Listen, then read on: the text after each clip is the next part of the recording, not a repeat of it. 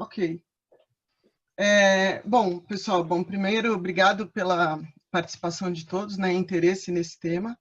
Nós começamos a discutir em um grupo mais restrito essa questão da segmentação no varejo alimentar, e aí foi a oportunidade, né, de convidarmos 3 reconhecidos institutos. A gente tem aqui o Marco pela GfK, a Cristine pela Kantar e o Jonathan pela Nielsen, do qual eles vão compartilhar com a gente justamente esse foco de segmentação, né? Cada um vai trazer sua visão num primeiro momento. A ideia é que a gente dê aí um espaço de 10 minutos para cada um. E aí, na sequência, a gente faz um painel online, como o Fábio acabou de comentar, a gente abre para oportunidades de maior interação, perguntas, né, para a gente ir debatendo, refletindo e fazendo provocações sobre esse tema tão importante, né, que é cada vez mais entender o shopper dos nossos negócios, das nossas lojas, como é que eles são vistos, como eles podem ser classificados e assim por diante. Tá? Bom, a gente, só para respeitar aqui uma ordem alfabética, a ideia é que eu ia começar pela GfK, e eu queria saber, Marcos, se você consegue compartilhar esse seu material para a gente dar início. Bom dia a todos, obrigado, Cláudio. Deixa eu abrir aqui, vamos ver se eu consigo abrir share. Estão vendo a tela? Sim. Já vemos, sim. Já? Ótimo. Deixa eu ver se eu consigo só aumentar aqui um pouquinho ela. Acho que aqui já dá. Bom, bom dia a todos. Então, sou Marco Aurélio, sou diretor de atendimento da GfK. Há muitos anos a gente vem trabalhando com varejo e principalmente o que eu vou apresentar hoje é a questão do mercado de vizinhança, chamam de mercadinho de vizinhança, varejo de vizinhança e tudo mais, porque a gente acabou se especializando nesse tema dentro da GfK nesses últimos 10 anos aí aproximadamente e conseguimos, claro, olhar esse canal de uma outra forma, além do que a gente chama de uma visão tradicional do canal. Então, nós não só fizemos aí visitas em lojas, mas também fizemos entrevistas com donos desse tipo de segmento, e eu gostaria de compartilhar com vocês. Esse aqui é um material que eu já apresentei até no congresso da BEP, isso aqui já saiu até na revista Super Hiper, né? Acho que algum de vocês até já olhou, mas eu queria contar um pouco da experiência, como é que a gente chegou nessa segmentação, nessa forma diferente de olhar este canal, né? E por que a gente chegou lá, tá? Então, na verdade, eu vou contar uma historinha para vocês ao longo desses 10 minutos aqui e compartilhar com vocês aí o que a gente aprendeu. Existem alguns paradigmas dentro do mercado de vizinhança, quando eu apresentei até esse evento na BEP, na realidade a gente vai falar só da segmentação, né? Mas existem alguns outros paradigmas que a gente percebeu que foram sendo quebrados ao longo dos anos, mas o principal paradigma que eu queria hoje conversar com vocês é isso, é a visão que a gente tem dentro desse canal. O que é a visão? É muito comum hoje no varejo, né, isso há muitos anos, é olhar o varejo apenas como quantidade de checkouts na loja, área de vendas em metros quadrados na loja, faturamento na loja, número de funcionários que possui. Então, todos os parâmetros, ou todos os índices que se tem, que são índices importantes, relevantes para medir o varejo, ele também é usado para olhar o mercadinho de vizinhança. E a gente percebeu que só isso não era suficiente, né? Nós começamos a perceber que a postura do dono, o comportamento do dono fazia muita diferença, o hábito que o dono tinha de comprar produtos, de se relacionar, de atender o seu cliente, fazia com que isso se tornasse diferente a forma que nós deveríamos, como pesquisadores, olhar esse comportamento. Só para vocês terem ideia, eu estou falando dessa pesquisa há 7 anos, na realidade acabamos de fazer o 8º ano agora em março com a pesquisa nova, ainda não tem os dados, a gente está processando, mas eu vou mostrar um pouco o aprendizado desses 7 anos até 2018 aqui, no qual a gente visitou aí mais de 160 mil lojas. Eu estou falando de checkouts de 1 a 4 checkouts, né? Então estamos falando do pequeno varejo, principalmente lojas independentes, tá? Eu tenho sim no painel algumas lojas de redes, mas são muito pequenas, porque a gente sabe que a quantidade dessas lojas, numericamente falando, é pequena em relação ao todo. E aqui eu estou falando de mais de 3.000 entrevistas pessoais, entrevistas telefônicas, né, entrevistas de autopreenchimento ao longo desses anos aí que nós tivemos com ele. E o que a gente percebeu, eu acho que esse é o grande ganho, o grande aprendizado que tivemos ao longo dos anos, é que nós percebemos que o varejinho, né, e eu acho que provavelmente os outros varejos também, médio e grande porte, existe uma confusão, uma combinação entre o que a gente chama de CPF com CNPJ, né? A loja se confunde com o dono, o ser humano se confunde com a empresa, né? Então, essa confluência que a gente foi percebendo ao longo dos anos nos trouxe uma inquietação, né? Será que eu deveria olhar essa loja simplesmente pelo lado da checkout, pelo lado do faturamento, pelo lado do número de funcionários, pelos metros quadrados que ela possui? E aí nós começamos a nos inquietar e pensar assim, será que eu não deveria começar a olhar essa loja de uma outra forma? Né? Então, ao longo dos anos, nós fomos construindo uma série de perguntas com diferentes informações da loja. Tempo de experiência, tempo da loja, quer dizer, tempo de existência da loja, gênero, né, masculino, feminino, idade, né, nesse caso, eu sempre estou falando com o dono ou com o gerente geral, o responsável geral pela loja, qual a sua escolaridade, serviços que oferecem, né, SKUs, a quantidade de SKUs que tem cada loja, onde está localizada essa loja. Então, nós fomos abrindo gastos com funcionários, nós fomos abrindo um leque muito grande de informações e tentando extrair daí. Nos 4, 5 primeiros anos, nós tínhamos já uma base tão robusta que aí a gente conseguiu fazer a primeira segmentação. E ao longo do 6º, 7º ano, provar que essa segmentação realmente ela é extremamente consistente. E claro, o que nós descobrimos? Né? Esse eu acho que é o slide mais importante que a gente conseguiu acho que, sumarizar nesses anos. É que o faturamento, ele não é um aspecto simplesmente daqueles índices que nós tínhamos olhado até então. Né? Mas ele era muito impactado por 3 grandes variáveis. Tempo de experiência, eu estou falando daquela pessoa que é o principal gestor da loja em relação ao seu estabelecimento. Gênero, masculino e feminino, né? E escolaridade. Esses 3 fatores juntos, na realidade, eles são grandes responsáveis pelo faturamento. A loja pode faturar mais ou faturar menos conforme a combinação desses 3 fatores. Né? E não é necessariamente por causa do número de checkouts, é o número de funcionários, né? Não são às vezes indicadores matemáticos, são indicadores muito mais humanos que impactam nesse faturamento. Então, esses 3 itens, tempo de experiência, gênero e escolaridade, nos ajudou a segmentar, a quebrar, né? E descobrir aí 4... Tá vendo? Acho que não. E descobrir 4 grandes segmentos dentro do mercado de vizinhança, no qual nós chamamos aí, temos até uns nomes bonitinhos, né? Na realidade, junto com a Abras e com a PAD, né? Nós nomeamos esses segmentos, né? Na realidade, eles tinham outros nomes mais técnicos quando a gente descobriu, e aí a gente decidiu nomear, e eu vou explicar um pouquinho na apresentação por que cada um se chama aí, né? O Zé Lápis na Orelha, a Ana Generosa, o João do Meu Jeito e o Tom Bom Gestor. Esses números que vocês têm aí, 31, 26, 23 e 20, é mais ou menos a média que a gente encontra dentro da nossa base hoje. Dentro que a gente tem hoje de experiência, mas a gente percebe aí que o Zé Lápis da Orelha é mais ou menos 31%. Né? O que distingue esses segmentos? Né? O Zé Lápis na Orelha é aquele senhorzinho, né, que tem baixo faturamento, baixa escolaridade, mas ele tem muita experiência. Muita experiência que eu digo, ele tem muitos anos, 20, 30 anos, ele está lá com o umbigo no balcão e conhece todo mundo da sua loja. A Ana Generosa, depois eu explico o conceito generosa, é um segmento novo. Na realidade, ela está surgindo agora no mercado, até a gente chamava ela de mulheres no varejo. Né? Ela tem um baixo faturamento ainda porque ela está começando nesse segmento, mas ela tem uma boa escolaridade. Tá? João do Meu Jeito, você já percebe que esse é o controlador, né? Ele faz tudo, ele é bom, ele fatura bem, ele tem alta escolaridade, ele tem larga experiência, igual o Zé Lápis na Orelha, só que ele conseguiu deslanchar a loja em termos de faturamento, em termos de índices econômicos, com boas performances. Né? E o Tom Bom Gestor, Ele, na realidade, é um cara novo, né? Desses todos aqui, fora a mulher, a Ana Generosa, também ele tem uma idade nova, mas ele tem alta escolaridade, ele já tem um alto faturamento.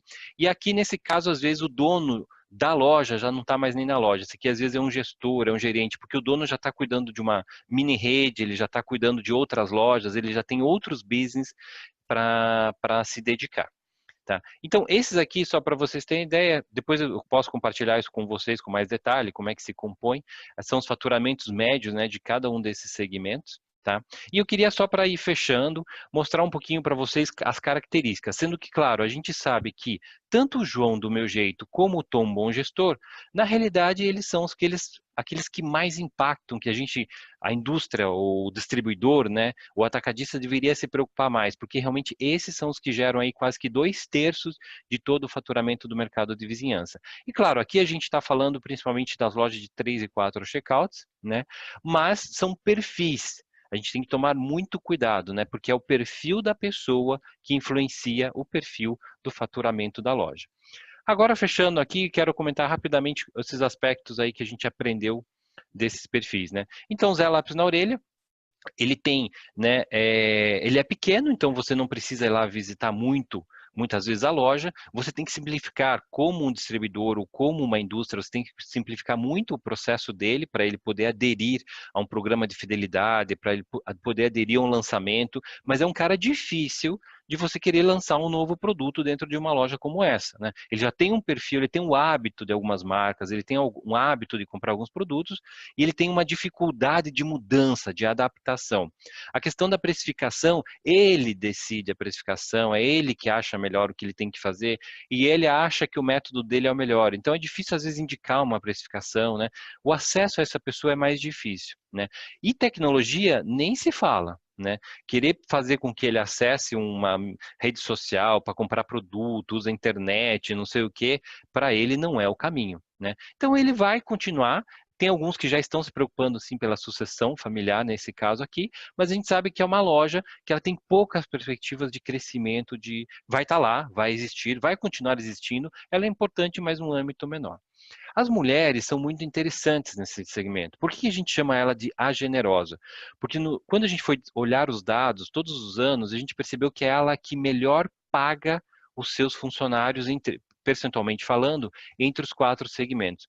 Ela tem um mix grande na loja, adora produtos novos, adora lançamentos, né? Adora ter uma diversificação, mas ela gasta bastante, é a que mais gasta com funcionários. Então a gente brinca que ela é generosa porque realmente ela não fica com ela a lucratividade, ela distribui, ela compartilha. Então compartilhar é o melhor nome, ou o melhor verbo para resumir esse segmento.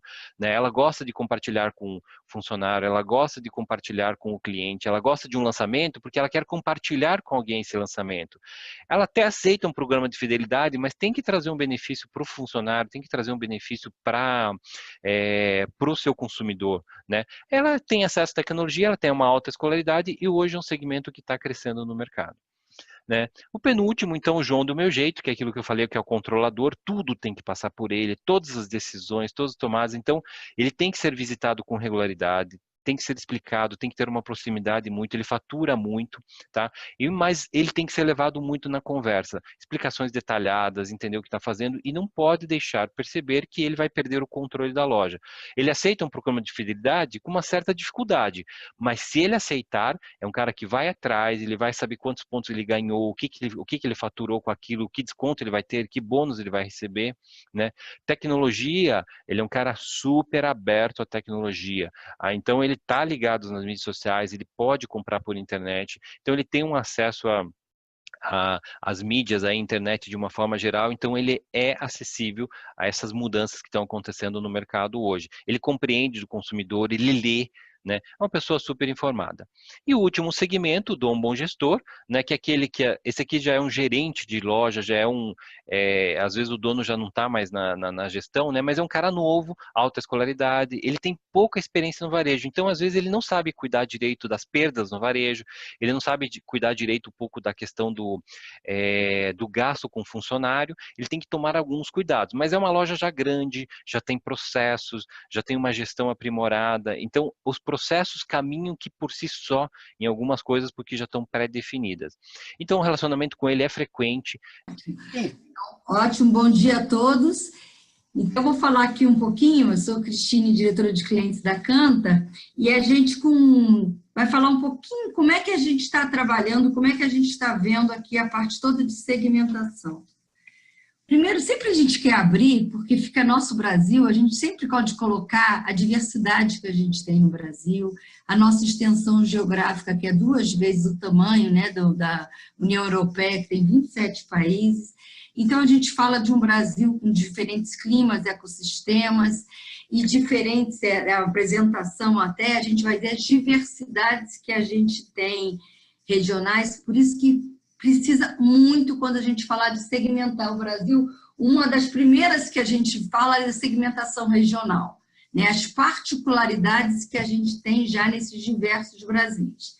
Aí, além dessas segmentações regionais, a gente já tem uma série de segmentações que a gente tem atual.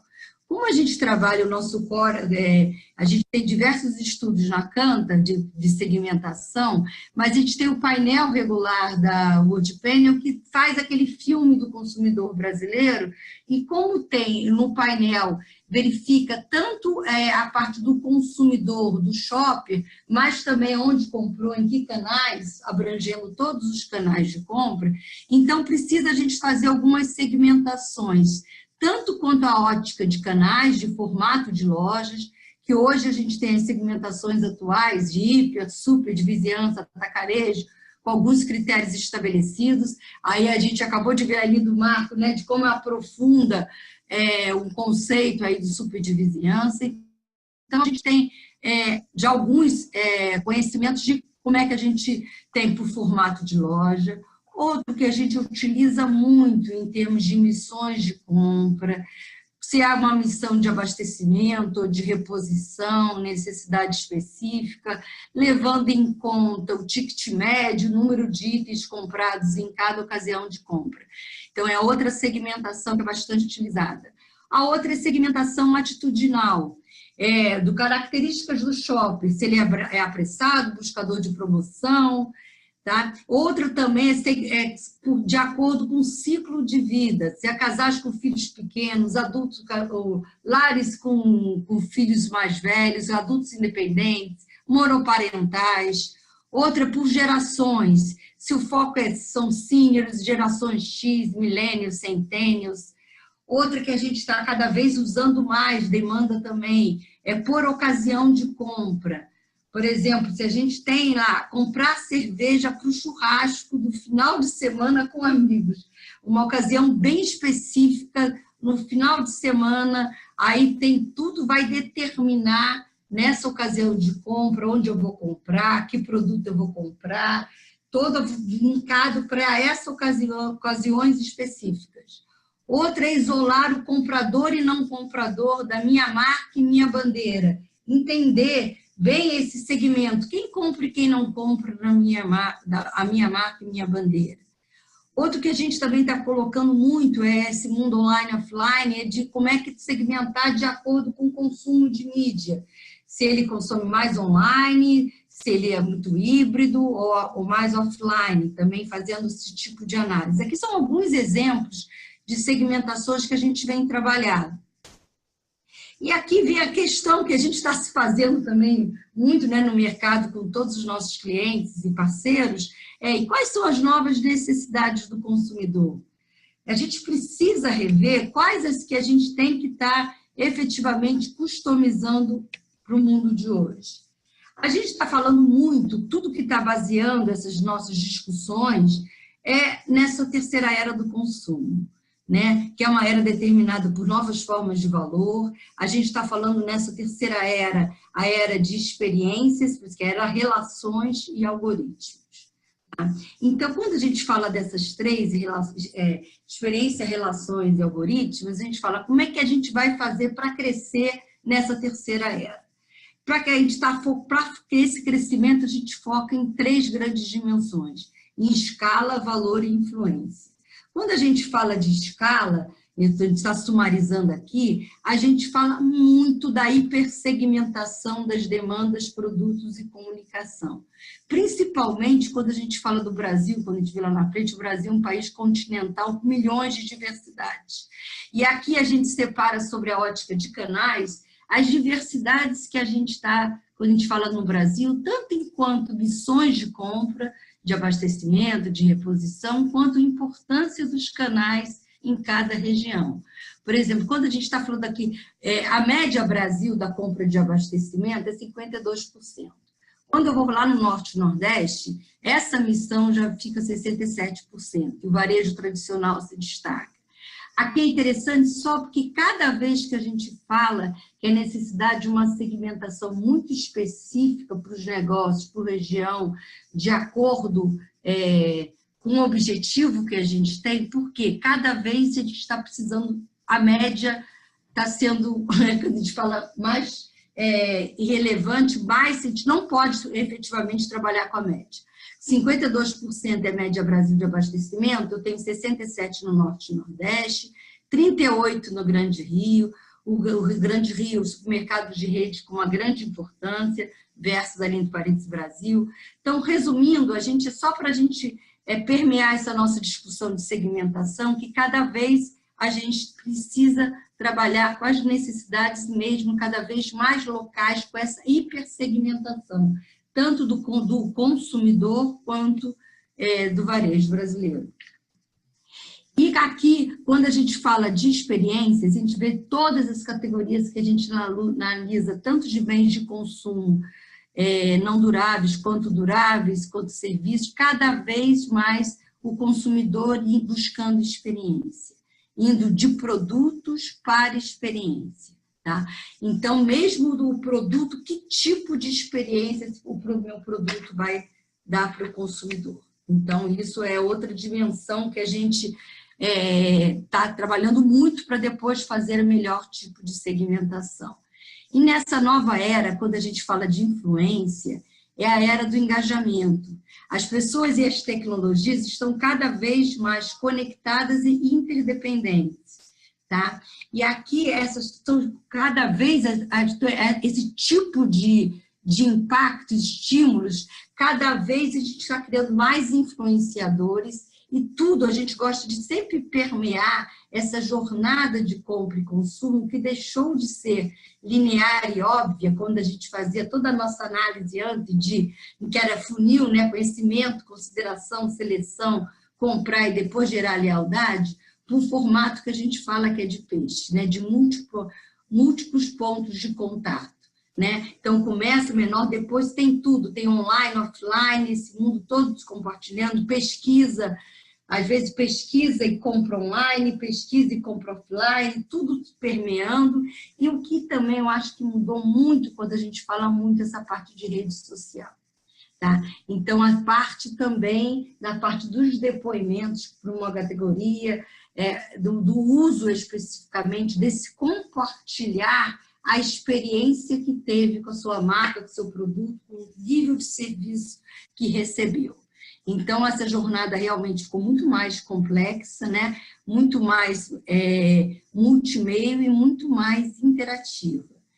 E cada vez, aqui até a Luciana está aqui do meu lado, que é especializada nesse estudo de pontos de contato, cada vez a gente está aprofundando mais essa parte dessa jornada. Nesse entendimento, entendendo quais são os principais pontos de contato da sua categoria, ou do seu negócio, do seu canal, quais são esses principais? Então, aqui a gente tem um exemplo, quando a gente fala dos pontos de contato para um shampoo, temos 21 pontos de contato. Tá? Para um celular, 15, refrigerante, 7. Quer dizer, para cada negócio tem... E quando a gente quebra essa cadeia, às vezes são detalhes antes que a gente não via e que coloca, por exemplo, a embalagem, o boca a boca, é o pacote promocional, é o produto, é a amostra grátis, é a propaganda em TV, no rádio, artigos, os cupons, a gente fala para algumas categorias, celebridades, os blogs, os reviews de produtos online. Então, tudo aqui permeando e sendo importante. E o que é aqui que a gente tem a estatística que a gente tem, uma média, um benchmark que a gente tem, é que 20% desses pontos de contato, em toda a base dessas categorias que a gente analisou, respondem por 80% do impacto nas vidas.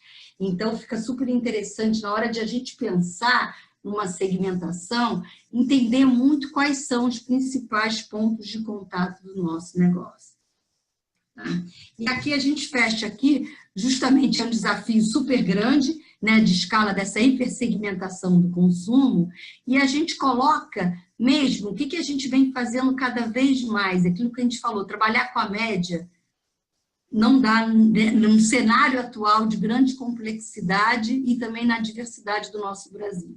E a gente coloca como questões a serem respondidas para suportar a segmentação.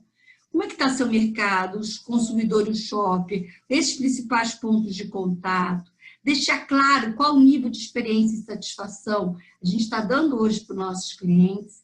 E aqui a pergunta-chave, qual o nosso objetivo em fazer essa determinada segmentação? O que eu espero? É guiar o desenvolvimento de uma nova oferta? É potencializar a nossa comunicação? É ajustar uma execução? É inovar no mercado que a gente já atua? É recrutar novos consumidores? Porque a gente sabe também, nessa dinâmica, cada vez mais a gente tem que atrelar a uma boa execução, a nossa estratégia, e cada vez mais a gente está correndo atrás de colocar alguma coisa que seja acionável, executável, e que a gente consiga trabalhar junto com os diversos segmentos da empresa. Tá? Obrigada. Então, é basicamente isso que meu tempo acabou, né, Olega? Obrigada. Né? Acho que a gente começou muito bem com o Marco, da GFK, que falou do perfil do gestor de loja de vizinhança, quais as oportunidades nesse segmento. Agora, a Cristine trouxe uma visão muito interessante, falando do shopper, da experiência, essa mudança na jornada de compra, né, que é cada vez menos linear, a gente acabou de ver, mais interativa, sensível a influenciadores, e uma reflexão final realmente assim de qual é o objetivo, né, que você busca, você pensando no seu negócio com a segmentação. Muito bom, Cris, obrigada. E aí agora a gente fecha esse conteúdo convidando o Jonathan Danilson, né, para compartilhar aí o que ele trouxe para a gente ver. Pessoal, bom dia. Não tenho um slide preparado, fechado para isso, tá? Mais um bate-papo com vocês. E, sem dúvida, foram duas apresentações extremamente interessantes, porque trazem pontos de vista diferentes sobre segmentação, algumas um pouco mais inovadoras, outras tradicionais, mas isso não significa que uma é muito melhor que a outra. Não, acho que dentro do varejo, todos os pontos de vista são muito bem-vindos, né? E muito funcionais. E para a gente da Nielsen, trabalhamos aí com, acho que posso dizer com um ponto de vista mais tradicional, mas que ainda consideramos que traz aí uma resposta bastante efetiva diante daquilo que a gente entende das movimentações do varejo, né?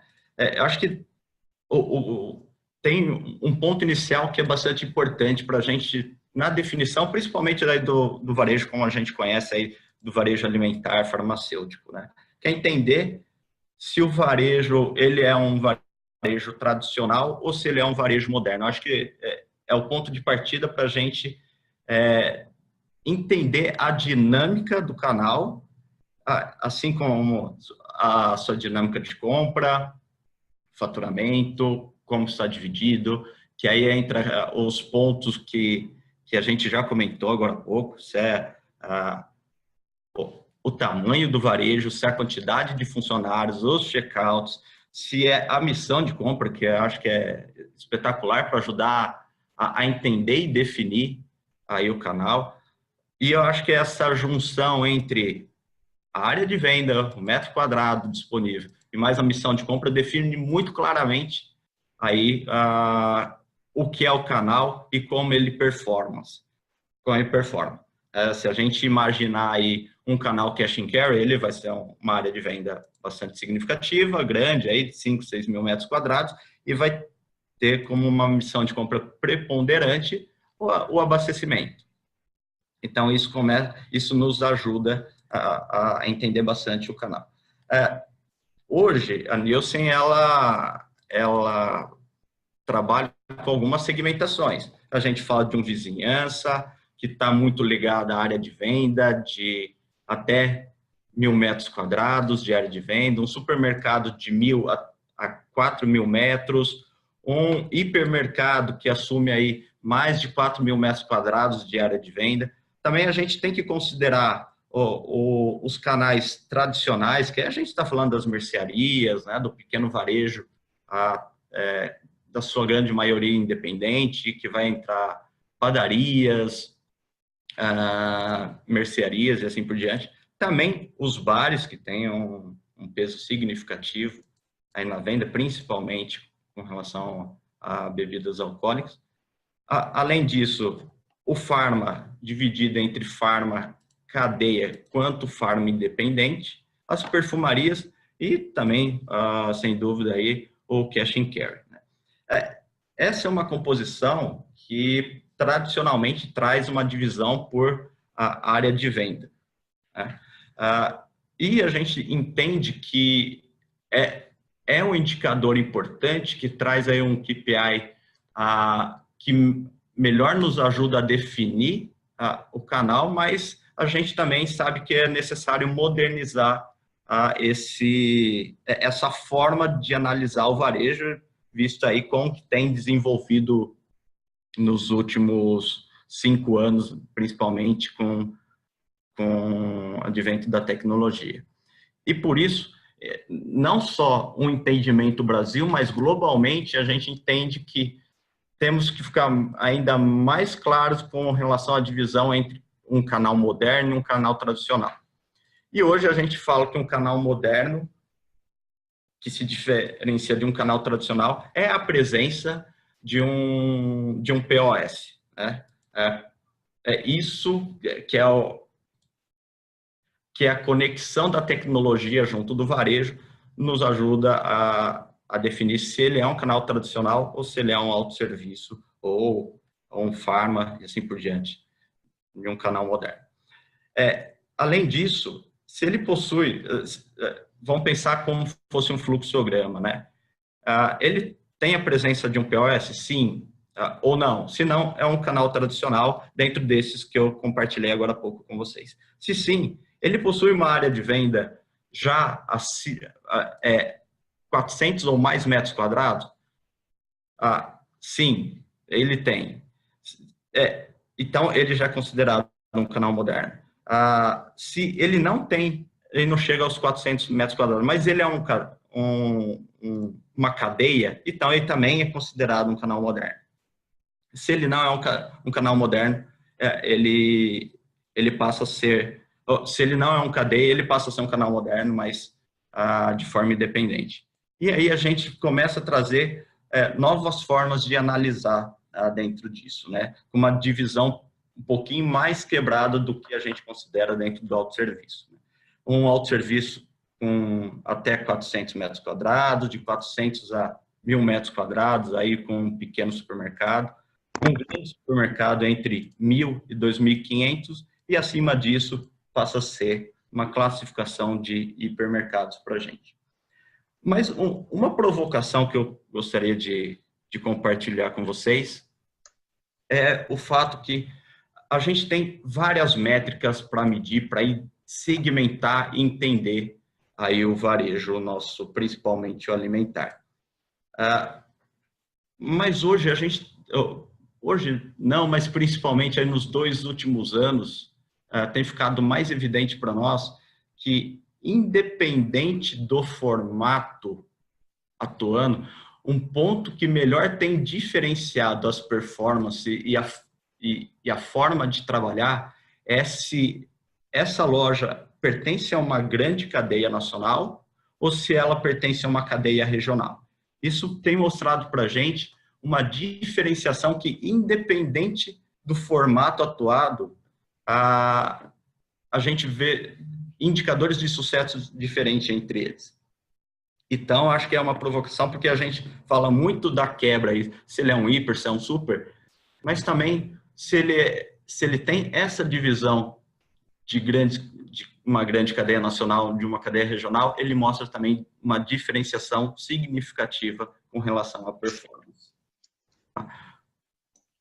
Eram os pontos que eu queria compartilhar com vocês, pessoal. Espero que dê aí um pouco de discussão para a gente aí nos próximos minutos, para a gente abrir aí para as perguntas. Obrigado. Bom, obrigada, John. Acho que você também trouxe a contribuição em relação ao formato de loja, os drivers como o tamanho da área de vendas, aliado à missão de compra. Agora, vou passar a palavra aqui para o Olegário, para ele fazer algumas considerações, e aí a gente abre, como nós comentamos, a parte de painel de perguntas, tá? E aí a gente interage um pouco mais com os conteúdos, obviamente, o conhecimento dos palestrantes que estão aqui. Muito bem, pessoal. Bom dia. Bom, a ideia do painel era isso, era apresentar, né, as diferentes perspectivas. Eu agradeço aqui ao Marco, Cristina, o John, né, e que compartilharam aí seus pontos de vista. Como a nossa ideia aqui é compartilhar conhecimento e isso surgiu de um debate, eu não quero me alongar muito nisto, né, porque senão também fica chato demais. Mas o que é importante a gente ter, né? Quando é feita uma pesquisa, seja ela qual metodologia, ela segue alguns pressupostos, né? Quer dizer, tem algumas premissas. E, na realidade, ela está procurando responder uma questão do negócio ou resolver um problema. Aliás, tem uma máxima que fala que uma boa pesquisa, com 50% dela, da resposta dela, vem com uma boa pergunta. Porque a gente sabe o que a gente quer pesquisar, o que a gente quer conhecer, que é a realidade. Qualquer modelo de pesquisa, nenhuma delas vai trazer a realidade. É uma pretensão nossa, né? Pretensão da ciência, né? Do método de pesquisa, de produzir aí conhecimento, que é isso que a gente faz com a pesquisa, de achar que a gente vai conhecer a realidade. A gente vai trazer uma fotografia da realidade, fotografia que é dinâmica. E ela depende do ponto de vista, ela depende do objetivo, ela depende do método. Por que eu estou falando tudo isso? Né? Quer dizer, não tem certo ou não errado, né? Não existe isso. Vai ser o resultado, o número que nos apresenta, né? Seja GfK, Kantar, Nielsen, ela vai trazer para a gente uma fotografia e que talvez nos ajude a tomar a melhor decisão. Né?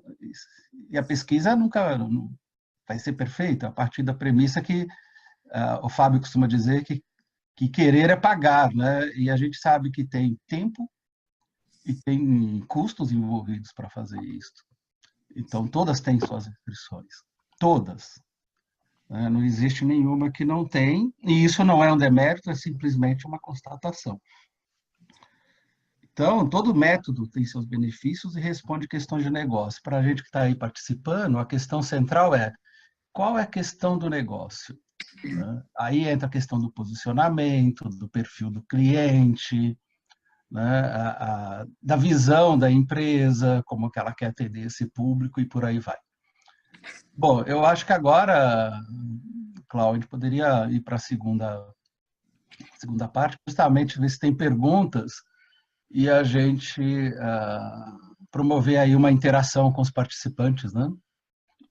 Já temos uma, inclusive, aqui do Diogo no chat, não sei se todo mundo já teve a oportunidade de ler, mas eu vou colocar aqui para vocês. E ele diz que entende que, diante da complexidade do varejo, hoje faz todo sentido trabalharmos de maneira mais cirúrgica a segmentação, né? A gente passou até por isso, a Cristine comentou um pouco essa questão, enfim.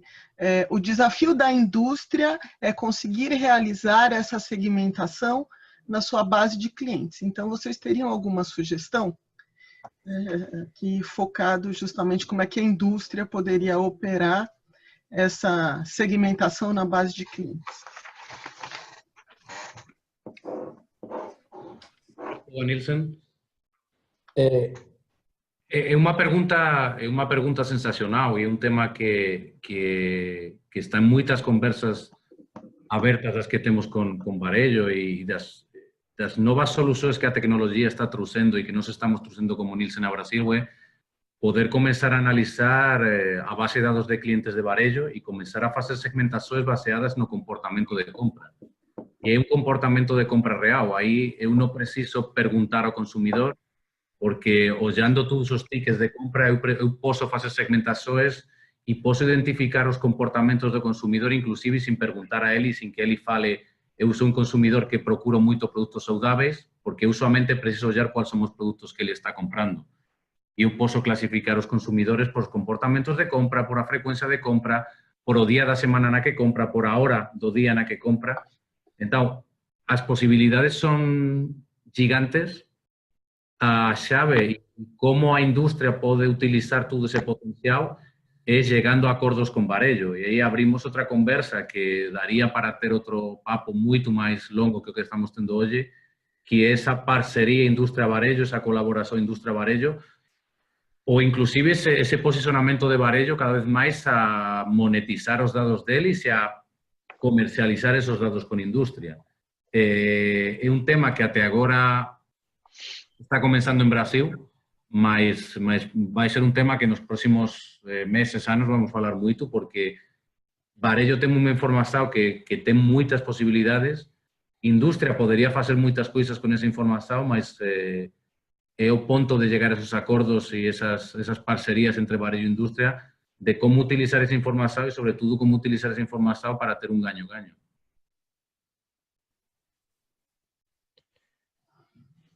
Ok, obrigada. Cristine, Marco, vocês querem fazer algum Sim. complemento dessa resposta? Tá, Marco da GFK.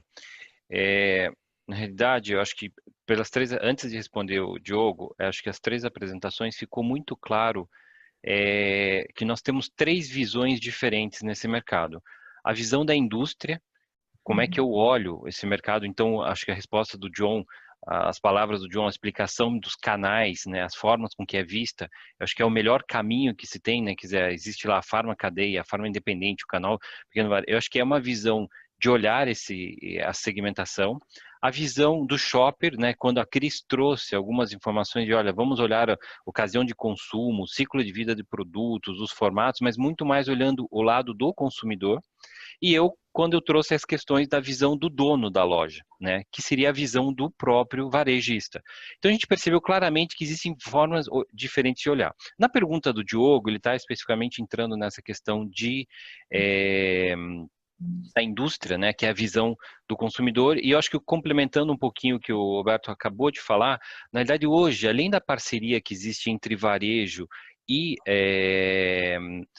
os institutos, até para olhar o segmento, ou entender o comportamento de compra através dos dados sellout da loja, né, ou outras informações, dentro da GFK a gente começou a cruzar dados de informações de dados secundários. Hoje está muito disponível né, no mercado, na internet, dados sobre potencial de consumo de uma região, sobre quantidade de pessoas que moram na região, sobre classes econômicas, raças, tudo daquela região. Hoje, você tem muitas informações de CNPJs que estão numa determinada região. Então, você consegue, às vezes, já inferir informações com dados secundários sobre a localização daquela loja.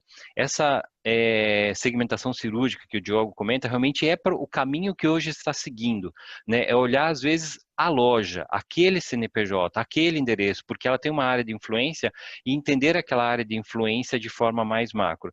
Então, a minha resposta já existem sim ferramentas que conseguem olhar dados secundários, né, para entender o comportamento, entender assim como é que são aquelas pessoas, a área de influência daquela loja, entender sim o sellout da loja, que é isso que o Roberto acabou de comentar, cruzar essas informações e trazer a melhor resposta possível para um grupo de lojas ou para uma loja específica, claro, tendo um histórico grande de informações. Então, isso já é possível. A gente fez alguns cruzamentos que a gente mostrava internamente dentro da GFK, que numa mesma cidade, lojas que teriam o mesmo porte, elas podem ter comportamentos diferentes, porque o setor censitário onde está aquela loja é diferente. Então, isso já é possível, a gente já consegue cruzar as informações e a gente extrai, claro, muitos insights para dizer qual o mix ideal, qual o preço ideal que deveria ser trabalhado. Às vezes, numa mesma rede, com lojas do mesmo porte, né, mas elas estando em regiões diferentes, você pode trabalhar preços diferentes. Tá? Então, acho que complementando, só fechando, realmente a gente tem muito hoje essa segmentação cirúrgica aí como uma ferramenta super importante que dá para fazer. Obrigado. Obrigada, Marco. Antes de eu passar a palavra para a Cristine, vou emendar numa outra pergunta que está na sequência aqui, para você já dar a sequência, Cris. A Fernanda está perguntando para a gente, especificamente, até a pergunta direcionada a você, né? É que você comentou uma diferenciação dos supermercados de rede entre Grande Rio versus os regionais, e como, por exemplo, Desculpa, vou repetir. Eu gostaria de perguntar a Cristina a diferenciação que ela colocou entre supermercados de rede para Grande Rio versus regionais, como, por exemplo, para o Centro-Oeste. Né? Acho que para você espelhar essa realidade do Rio aí para o Centro-Oeste, na sua visão. Complementando, então, ali a parte da segmentação cirúrgica, como o Marco comentou, o que a gente está vendo, até linkando já com essa questão do Grande Rio, tá? Uma análise que a gente faz muito quando a gente fala do indústria e varejo, com a pergunta do Diogo, emendando com a questão, cada vez mais, por exemplo, a gente fala que o Brasil não tem que parar sempre por regiões. Mesmo dentro de regiões, já é uma realidade, principalmente, por exemplo, no Grande Rio, a gente já divide em micro-regiões. E nessas micro-regiões, a gente já tem que fazer uma análise bem detalhada, porque o shopper de cada micro-região, a importância das cadeias, quando a gente fala de diferença no Rio, a gente tem lá, quando a gente mostrou os supermercados de redes, supermercados de redes de regionais com 57% de importância versus 46% média Brasil, aqui, efetivamente, lá, esses supermercados de rede é que tem pelo menos 5 ou mais lojas, tá? E, basicamente, quando a gente separa Zona Sul do Rio, Zona Leste do Rio, é completamente diferente. Até o tipo de canal que tem em cada uma. Quando a gente fala do atacarejo mesmo no Rio, onde é que está. Então, essas especificidades regionais, depois a gente tem em detalhamento, a gente pode estar colocando, tá? Mas a gente tem cada vez mais o comportamento e o sortimento, como o Marco comentou, nessas micro-regiões, a importância dos canais, quais o que eles frequentam. Então, para até ter a prioridade que a gente vai ver desses principais canais daquela micro-região, que o shopper vai, é uma realidade. Ele vai, quando a gente fala que o shopper vai em média 7 canais para fazer essa compra do lar, no Rio de Janeiro e São Paulo, nos grandes centros, ele vai a 9 canais. Então, entender desses 9 que ele vai, qual é a missão de compra em cada um, qual que ele vai para cruzar aquela segmentação, missão de compra. Isso é um abastecimento, que canal ele está usando, que tipo de loja. Logicamente, aqui, para ter dados mais macros, a gente tem que grupar para ter consistência estatística, mas tem muitas coisas que a gente está conseguindo discutir mais a nível de loja, para depender do que a gente vai medir. Como o Olegário colocou, cada vez mais em pesquisas, quando a gente precisa detalhar, entender mais, e na lupa, aí a gente vai precisar do número de casos, mas deixando claro que premissa eu quero. Tem algumas informações relativas que eu já posso tirar de comparar grupos de loja teste e controle com umas que eu faço uma determinada ação específica que eu quero comparar com outra que eu não fiz, em termos de sortimento, alguma promoção, alguma ação especial. Então, cada vez mais, sim, a gente está detalhando e, quando pode, grupar de cada vez menor dimensão, como a gente comentou, daquela hipersegmentação do consumidor, tá? Do shopping. Obrigado, mas depois tem muita coisa. Bom, a gente programou esse webinar até às 10, né? O tema realmente é muito interessante, surgiram várias perguntas. Acho que tem uma pergunta mais pontual aqui da Tânia, que ela fala, inclusive, sobre grau de maturidade digital do varejista, a maturidade do conhecimento do shopper. A gente podia se focar em debater um pouco mais a colocação aqui dela e, obviamente, todas as outras colocações e perguntas que foram colocadas no chat, a gente vai conversar com os panelistas e aí a gente responde para os participantes depois por escrito, tá? Então, vamos só tentar fechar nessa pergunta para a gente não passar muito o horário. A Tânia coloca para a gente o seguinte: teríamos segmentações multidimensionais, né? A visão do shopper, a visão da indústria, a visão do varejo. Poderíamos pensar em um grau de maturidade digital do varejista e a maturidade do conhecimento do shopper, né? Então, abro aí para vocês poderem comentar, para logo depois a gente dar a palavra para um fechamento aí do Olegário. Por favor, Marco, você aqui. Tá bom, rapidinho, é o Marco da GFK.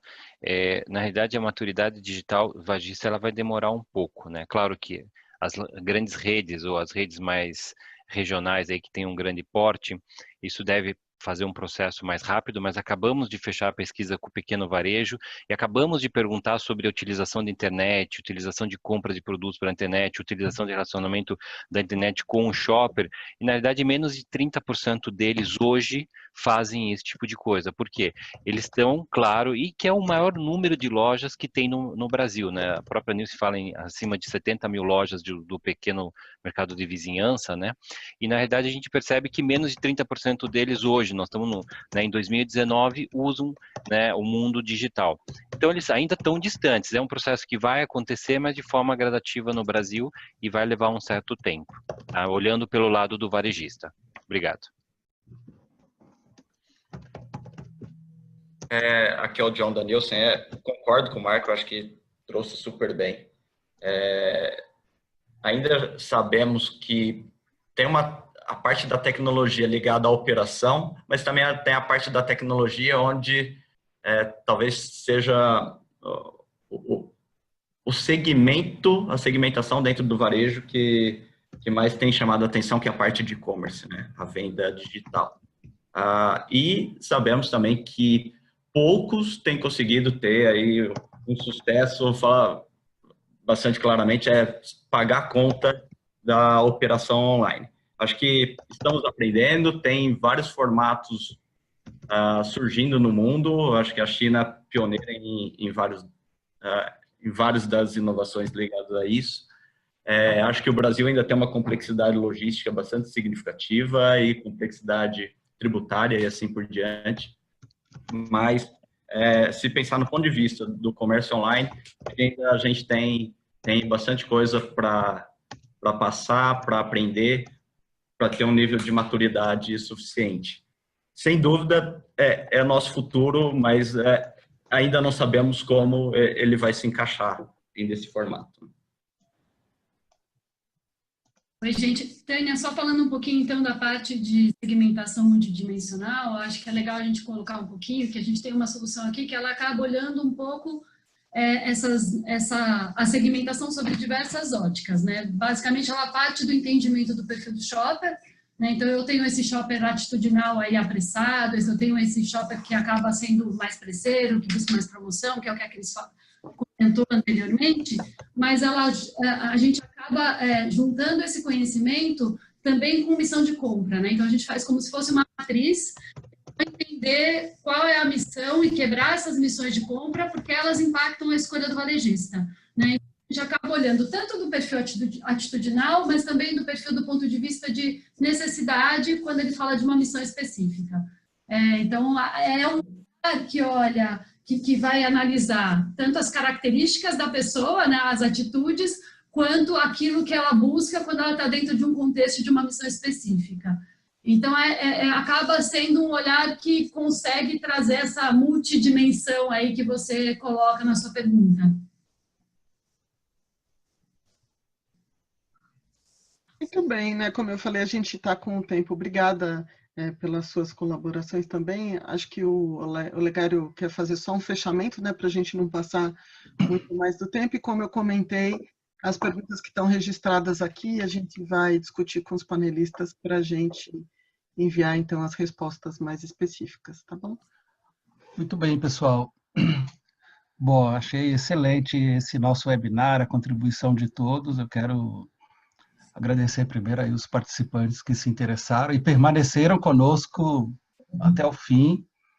Normalmente na parte de perguntas, né, as pessoas tendem, né, eu inclusive em alguns casos deixar de assistir. Isso só mostra para a gente a relevância do tema. Agradeço também aí o Marco, a Cris e o John, o Roberto, enfim, a Débora, todos por contribuírem. A nossa ideia esse tema não se esgota aqui, né, neste momento. Nós vamos, diante aí do todo o conteúdo, enfim, a participação ativa, nós vamos fazer um segundo tema. E para a gente voltar nisto, trazer outras perspectivas também, que elas existem, para a gente falar mais aí ainda de segmentação. A gente vai contar nesse momento com a participação da Tânia. A Tânia tem aí um conhecimento profundo do tema, trabalhou, foi executiva, né, em multinacionais, está no mundo acadêmico, hoje ajuda as empresas, né, os executivos dentro das empresas a lidarem com esse cenário. Tânia, só para a gente deixar aí um sabor do quero mais aí, por favor, algumas considerações. Eu sei que eu estou te pegando de surpresa, mas a vida como ela é ao vivo. Não sei se vocês estão me ouvindo bem. Olá, sim, pessoal, tudo jóia? Muito legal, gente. Olha, minha cabeça está a mil aqui, um monte de pergunta, um monte de resposta incompleta, na verdade. Parabéns aos panelistas todos, acho que as apresentações foram muito bacanas. Eu tenho conversado muito sobre segmentação, acho que até já troquei algumas ideias com o Olegário, e não sei, eu realmente estou bem preocupada se a gente não está tentando, no mundo de transformação digital e de hipersegmentação, como a Cris colocou e tudo, e pensar no qual e no quant, enfim. O que eu vejo, talvez, eu vi um material muito interessante do Google sobre maturidade digital, que até foi publicado ontem nas redes, muito interessante, o documento que fala-se de Digital Skills Index. Não sei se a gente pensasse em alguma coisa que fosse tentar colocar, como o pessoal o Marco colocou, o pessoal da GFK já fez e tudo, mas tentar colocar essas lojas numa régua de várias dimensões.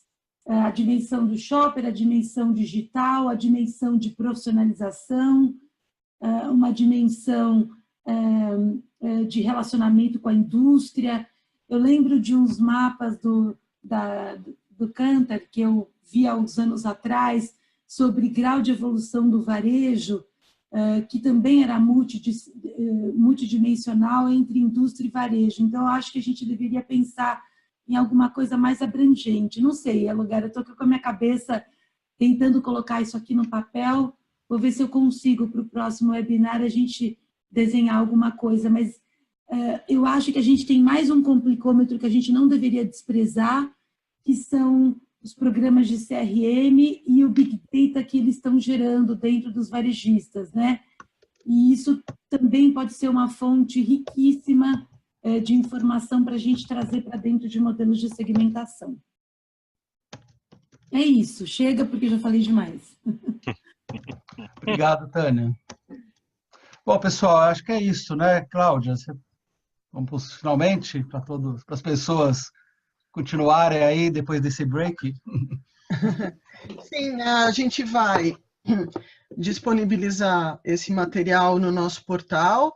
Quem ainda não teve oportunidade, nosso portal é www.in360in360.com.br. A gente vai gerar um link falando especificamente desse webinar, essa gravação, né? Nós gravamos o conteúdo, a disponibilização aí dos panelistas do conteúdo em PDF, e, como eu já havia comentado, nós respondemos também especificamente as perguntas aqui do chat, que a gente não teve oportunidade de abordar aqui, depois a gente manda as respostas por escrito. Bom, acho Isso que aí, pessoal. Resultado para todos e visão holística 360. Um grande abraço. Obrigada, gente. Abraço. Até a próxima. Obrigado, gente. Obrigado pelo convite. Tchau, obrigada. Nossa.